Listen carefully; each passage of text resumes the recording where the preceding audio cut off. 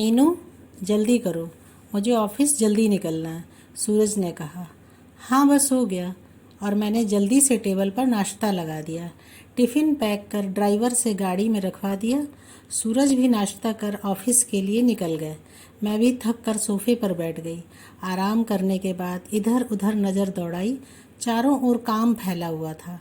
काम वाली के बारे में अड़ोस पड़ोस में कहा था, पर अभी तक कोई मिली नहीं थी। मैं भी फटाफट काम निपटाने लगी। घड़ी देखी, 11 बज गए थे। सीटी के आने का समय हो गया था कि दरवाजे पर दस्तक हुई। दरवाज़ा खोला तो काम वाली बाई सामने खड़ी थी। मेम साहब, मैं सामने सिंह मैडम के घर काम करती हूँ, उन्होंने मुझे भेजा। मैंने पूछा, क्या क्या काम करती हो? मेम साहब, जो आप कहेंगी सब कर लूँगी। ठीक है। बर्तन, कपड़े, झाड़ू, पोछा और समय मिला तो किचन के काम में भी हाथ बटाना होगा, मैं बोली। पैसा कितना लोगी? जो सब दे रहे हैं वही दे देना मैडम जी, वह बोली। ठीक है, कल से काम पर आ जाना। अब मुझे बहुत सुकून मिला था। कल से मैं स्वीटी पर ध्यान दे पाऊंगी। दिन बीतते रहे, वो नियत समय पर आती रही। मुझे बहुत सुकून मिला। अब वह हम सबसे घुल मिल चुकी थी।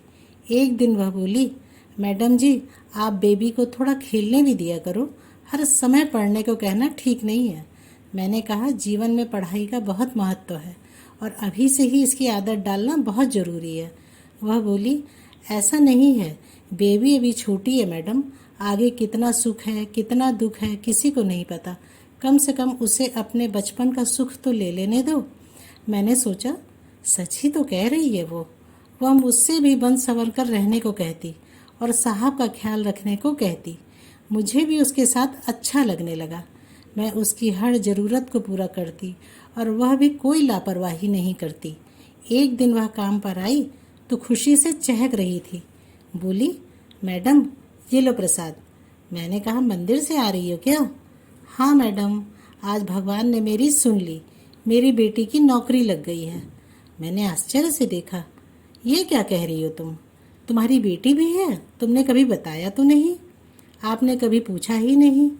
सुखद आश्चर्य से मैंने उसे पूरी बात बताने को कहा। वह बोली, क्या अपनी तरह तिल तिल कर मरने को मैं उसे नहीं छोड़ूंगी। मैंने उसे पढ़ाई शुरू करने को कहा। वह दिन रात मेहनत करती और मैं उसकी सारी ज़रूरतों को पूरा करती। उसका परिणाम मुझे इस रूप में मिला है।